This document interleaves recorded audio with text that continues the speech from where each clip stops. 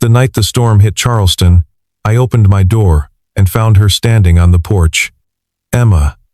A duffel bag in one hand, a rolling suitcase tipped behind her. The street behind her was flooded, a single yellow lamp cutting through the rain. Thunder rolled off the tin roof. She looked at me like she had walked a long way to get here. "Jonah," she said. I had nowhere else to go. I glanced at the brass compass on the hallway table.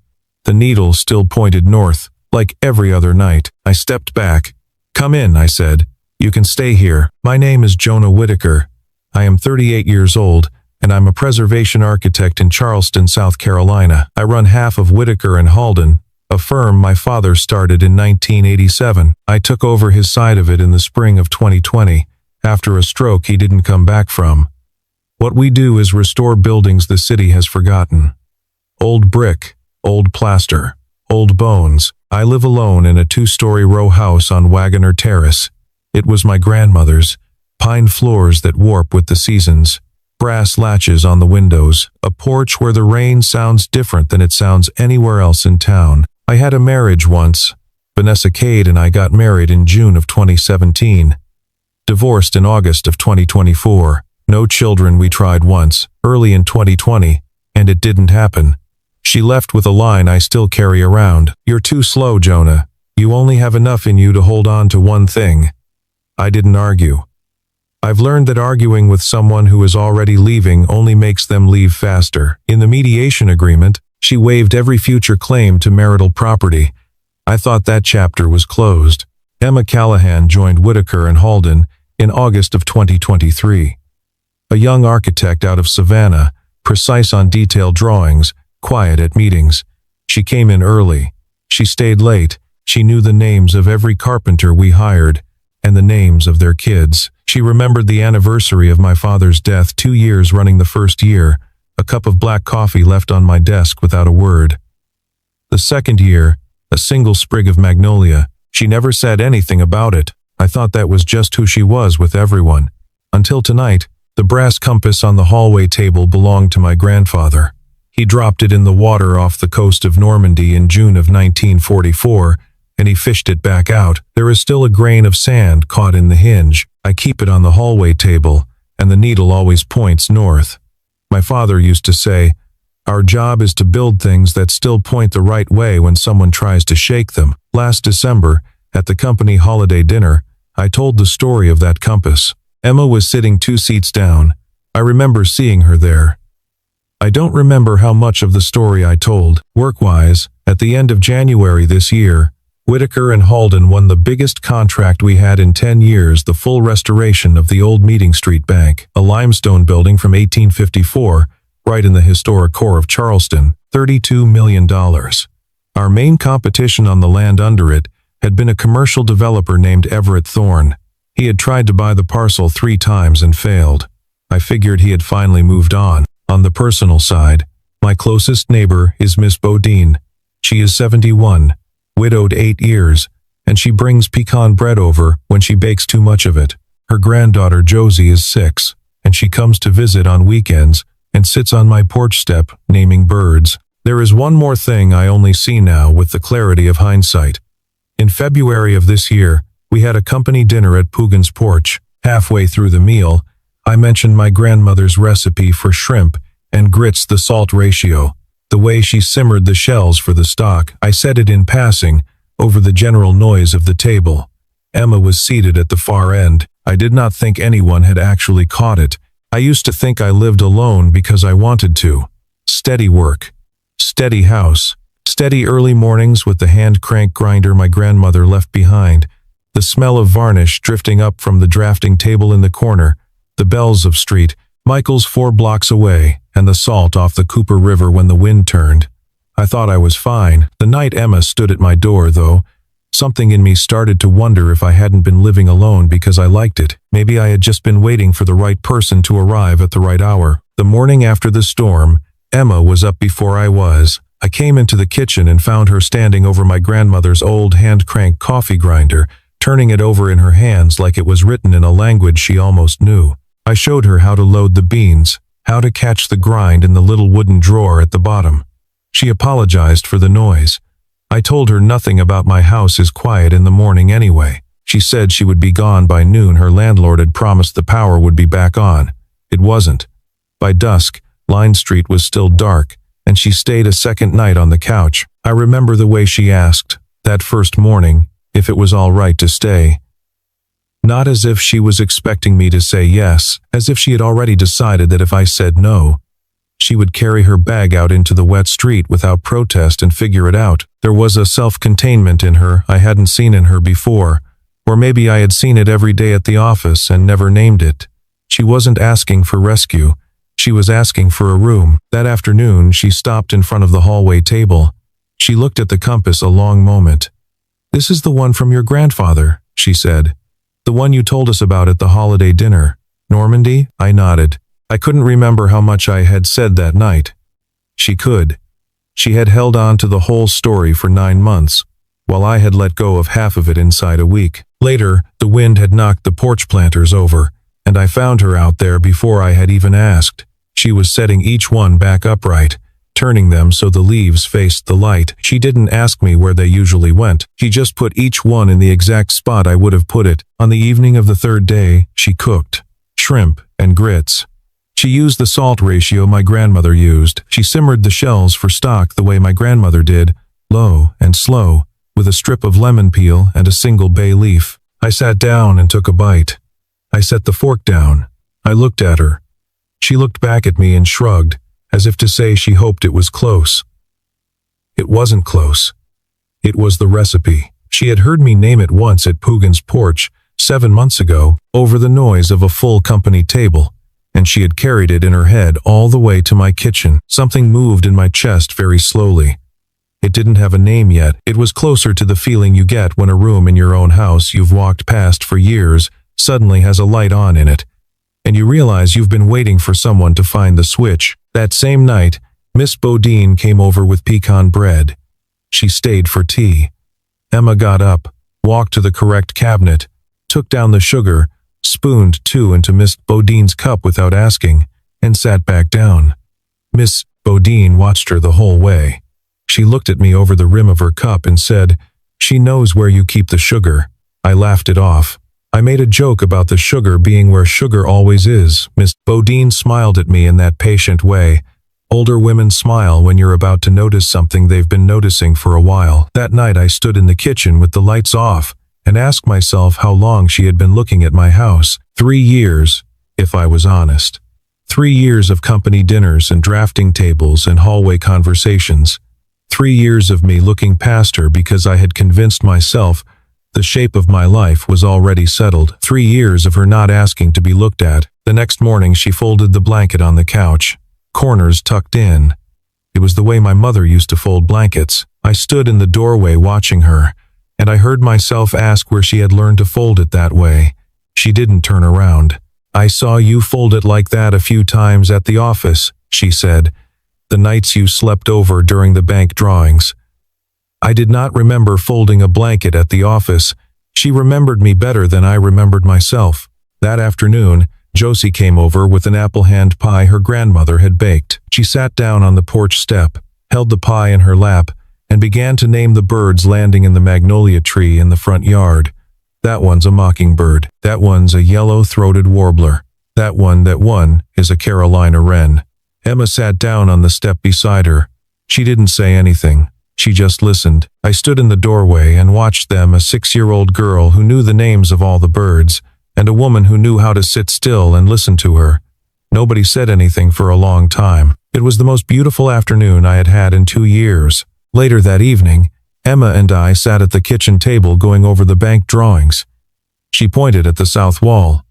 "This corner of the survey doesn't match the county map," she said. "If somebody files a boundary objection, you're looking at a 6-week delay." I had not seen it. Nobody at the firm had seen it. I thanked her. She looked down at the table. She wouldn't meet my eyes. There was a longer look inside her she wasn't letting up to the surface, and I could feel it. That night, I walked past the hallway table on my way up to bed, and I stopped. The compass had been polished. Nobody had polished it in 2 years except me.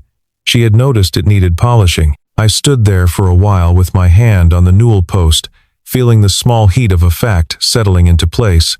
Nothing in this house had been touched in 2 years the way she was touching it.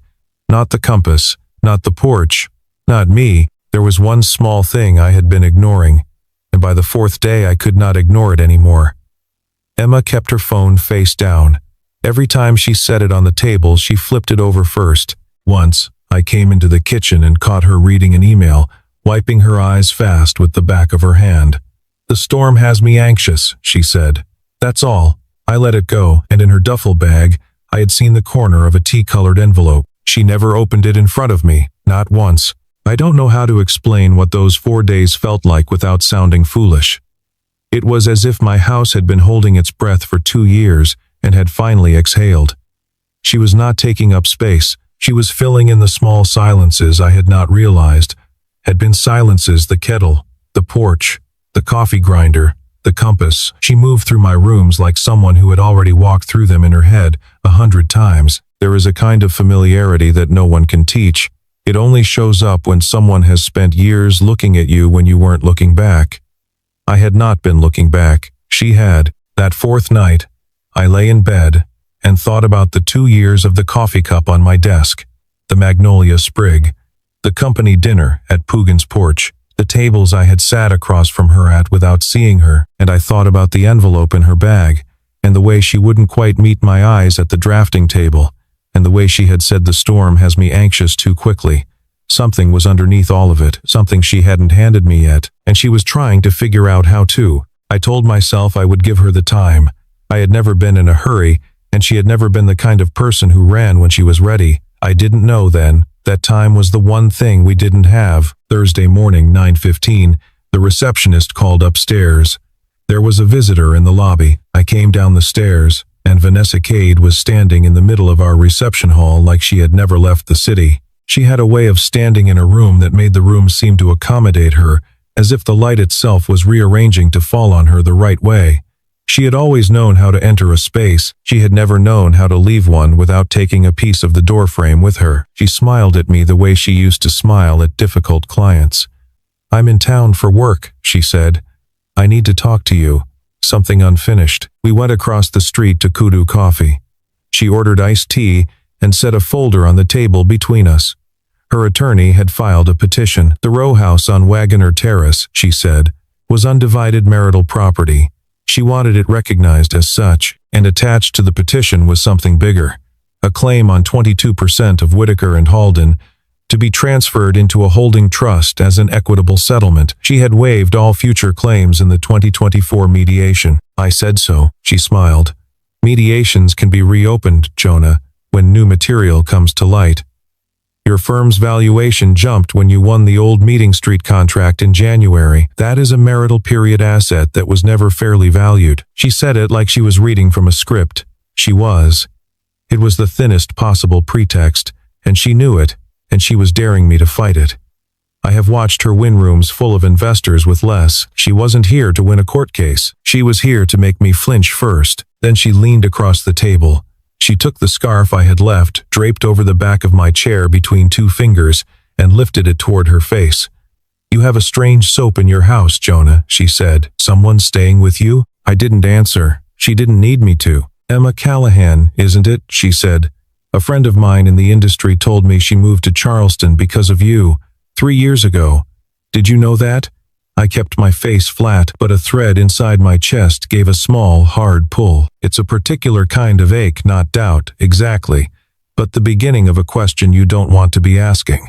Vanessa had always known how to plant a question in a room and walk out and let it grow. I drove home that evening on autopilot. Emma was at the kitchen table with her laptop open. She looked up at me once, and she knew immediately that something had shifted. She didn't ask. She stood up and poured me a glass of water and set it in front of me and sat back down at the far end of the table. I didn't say anything all night. Neither did she. We ended up on opposite ends of the sofa, listening to the crickets on the back porch. Trust bent a little under the weight of what Vanessa had said. It didn't break, but it bent. Late that night I sat on the bottom stair for a long time and looked at the hallway table. The compass. The needle still pointing north. I looked at it until I could breathe again. Friday morning at 8:12, my phone buzzed. Vanessa. She had attached a screenshot. It was an internal email from our hiring committee, May of 2023, Emma Callahan's application. Under reason for applying, Emma had written, "The opportunity to learn from Jonah Whitaker, whose article on preservation ethics I read and which redirected my career." Underneath, Vanessa had typed, "Does it feel sweet being pre-selected?" It was true. Every word of it was true. Emma had chosen my firm because of me. Vanessa was right about the fact. She was wrong about the frame. This is what Vanessa is good at, and always has been. She doesn't lie. She just dislocates the truth from its context and puts it back in the wrong place. At 10:30, my attorney Reggie Ash called. "I ran down the holding trust she is asking for," he said. "It is called Cade Thorne Intermediary Trust." "That is not a euphemism, Jonah. It is directly tied to Everett Thorne Development. This whole petition is a shell. She is not trying to keep the house. She is selling you to Thorne to get him a foothold on the bank parcel." I sat in my truck in the parking lot for a long time after Reggie hung up. The whole thing was an acquisition dressed up in the paperwork of a divorce. Everett Thorne had wanted that land for 6 years and had lost the last bid to us by a margin so thin it made the trade papers. He would not have walked away. He would have found another door.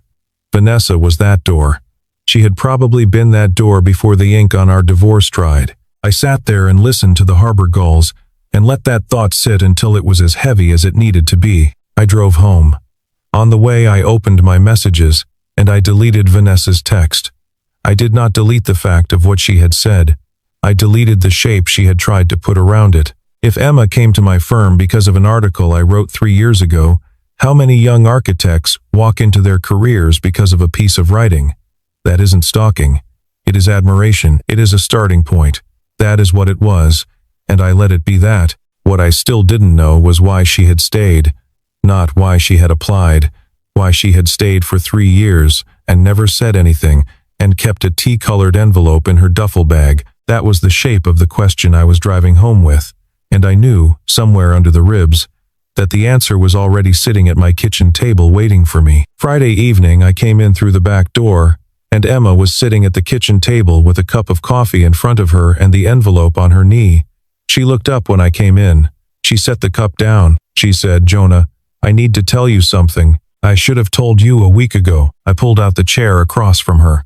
Outside on the porch, a cargo horn sounded from the harbor. I could hear the ice in the pitcher shifting in the fridge. The last of the afternoon sun was cutting sideways through the kitchen window, across the papers she had lined up on the table. Vanessa had spent the morning trying to poison my sense of what was true, and now the woman she had tried to poison was about to hand me the actual truth in her own hands. I could feel the difference already. Before Emma said another word, Reggie's voice was still in my head. "She's not trying to keep the house, Jonah. She's selling you." Vanessa had never lied to me, not once in all our years. It was worse than lying. She only ever told me truths that had been bent out of shape. Emma slid the envelope across the table until it sat in the middle between us. She didn't open it yet. She looked at me the way someone looks when they are carrying something too heavy and finally get to set it down. "I need to tell you 2 things, she said, "and I don't know which one is worse." We moved out to the back porch. It was raining again, but softly, no thunder, just a steady tick on the tin overhang. She set the envelope between us on the little wooden table and put her hands in her lap. "The first thing," she said. "In April of 2023, I was working at a commercial firm in Savannah. I hated it. I hated everything I was drawing, and I read your article in Preservation Quarterly, the one about restoration ethics. That piece changed my direction. When I saw Whitaker and Halden was hiring, I applied because of you. That line Vanessa sent you this morning, I wrote it. It is true." She said it flat. No performance. She let it sit in the air. I watched her hands stay still in her lap the way a person's hands stay still when they have rehearsed a sentence for so many months that when they finally say it, the body has nothing left to do. "But that is not the part I have been afraid to tell you," she said. "The part I have been afraid to tell you is that I stayed because of you. Not because of the writing, because of you." Quietly, for 3 years, I remembered your father's death date because you mentioned it once in a staff meeting in 2023. I remembered the compass because you told the story at the holiday dinner. I remembered the shrimp and grits because you said it at Pugin's porch over the noise of the whole table. I never said any of it to you because if you knew, you would feel like you owed me something back. I did not want that. I wanted you to see me first, and then, if there was anything, to see the rest of it after. I didn't say anything. I could not have if I had wanted to. 3 years of company dinners rearranged themselves in my head all at once, quietly, the way a room rearranges itself when you finally turn on a light in it. She reached for the envelope. The second thing she said, I have a cousin, Jules Callahan. She is a paralegal at the firm that represents Vanessa. 2 weeks ago, on August 16th, Jules was pulling files, and she came across a memorandum of understanding, signed on the 8th of April, between Vanessa Cade and Everett Thorne. The transfer of 22% of Whitaker and Halden into an intermediary trust was in it. 4 months before Vanessa filed for anything, Jules wasn't supposed to say anything, but she told me. I've been carrying it for 2 weeks. She looked down at her hands. I couldn't tell you at the office. I was afraid you would think I was using what I felt for you as a way to prove I was loyal. I did not want it to be that. When the storm hit my building, Jules texted to say Vanessa had flown to Miami for 2 days. It was the only night I could come here without her hearing about it. My apartment being flooded was true. That I have loved you for 3 years was true. That I had to bring you this envelope was true. 3 true things came through the same door tonight, Jonah. I did not know how to bring one without bringing all 3. She opened the envelope and slid the papers across to me. 4 pages, signatures, a date, a diagram of the share transfer. It was the whole scheme laid flat on my back porch table. I sat for a long time and looked at it. The rain kept ticking on the tin overhang.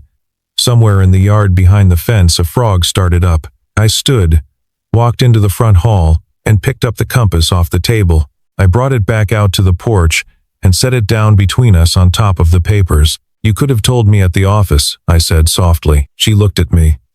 I wanted you to know I chose your side first, she said. Not in exchange for anything. Before anything. I looked down at the needle. It was still pointing north. I sat there feeling the small, cool weight of the brass against the wood, and I thought about my father's line, build things that still point the right way when someone tries to shake them. Vanessa had spent the morning shaking. Emma had spent the evening not moving. That was the whole difference between them, laid out in the space of 1 day.